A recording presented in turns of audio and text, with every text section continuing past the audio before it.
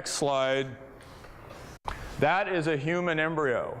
And here you see the long, here's the hind leg developing what us evolutionists would call a very long fish-like tail, just like the fish embryo has. And then here we see the subject of our discussion tonight. These are called pharyngeal gill clefts.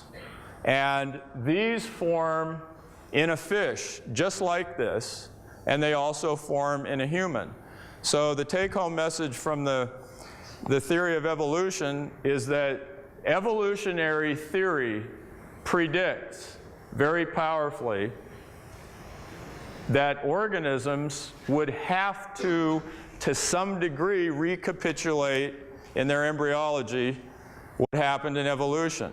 And I have a 45-minute lecture that I actually gave this very day in my class on vertebrate Evo-Devo, in which I show how this is very no, they're not gill slits. These are not gill slits, and Dr. Hovind is totally correct in trying to rip that stupid statement out of the textbooks. It's totally deceiving to say that a human embryo has gill slits. We don't. We have the remains of one, which is your eustachian tube. It still goes from the outside to the inside of your throat. We have the remains of one, but we do have pharyngeal gill clefts just like a fish does. And it would take me a long time to demonstrate it, but it's evidence for evolution. It's exactly the kind of thing we would expect to see if the theory is true, and we see it. I think if, from a design perspective, as the baby develops inside the mother, it's very important that the nervous system develop first and the circulatory system develop first. The hind legs are unnecessary for the first few months of development. He's not going to go anywhere. Okay? So if you'll notice, where the hind legs are going to be growing, this is not a tail. These 5 or sometimes 6 little bones become the tail bone, the coccyx. The next 5 or 6 up become the lumbar. Some people have 5, some have 6. Most have 5 fused together for the lumbar. And that's exactly the right position where they are. So what you see happening here is the backbone and the central nervous system is developing first, which is the logical way it has to develop. It starts with the brain. It has to end someplace. It ends at the end of the tail. My wife bruised her tailbone 4 years ago and is still in pain today, every day. We've tried everything to get that fixed. So the tailbone is essential. The nervous system has to end someplace. And it starts out, this is a developmental sequence, okay? Back up one slide if you could there for me. Notice this is a drawing. This is not a picture. This is a drawing, okay? These drawings are fake. If you turn my projectors on here, I again stand by the actual photographs. These are the drawings Haeckel made. These are the photographs. He's still trying to teach this is evidence. It's not, okay? It's just simply not true. Take it out of the book, okay? Thank you. Do I see myself as a sinner before a holy God? And what do I think will happen if I die?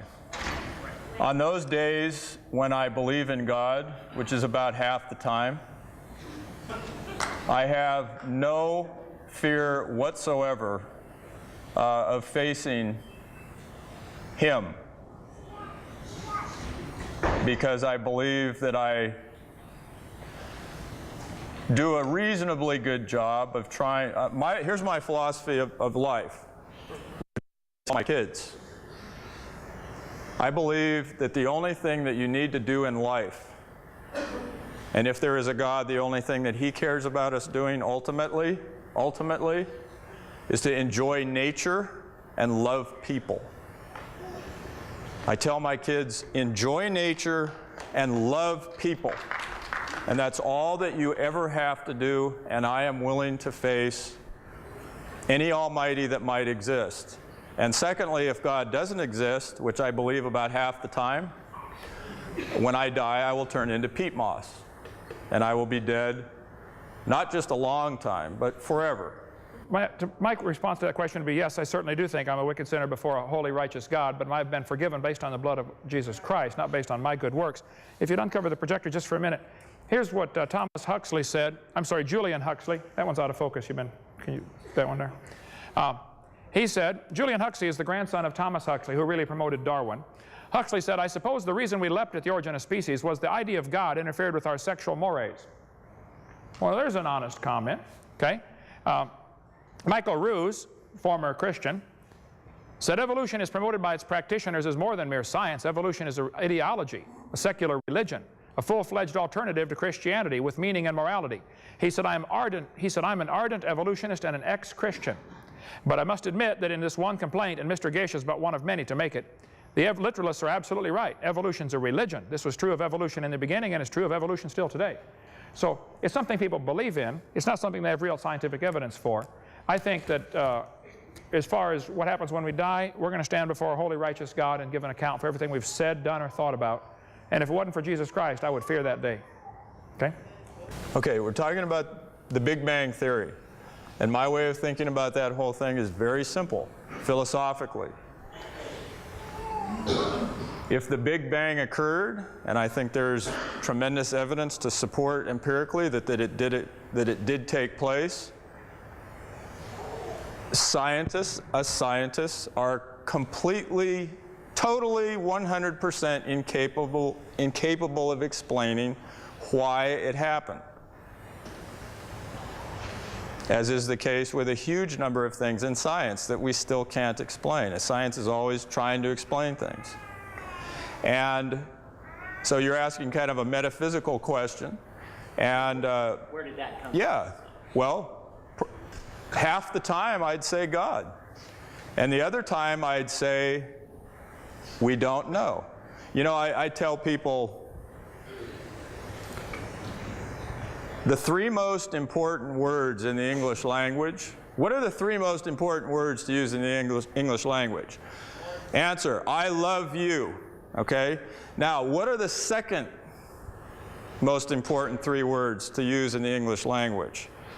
I don't know. That's my philosophy of life. And metaphysically,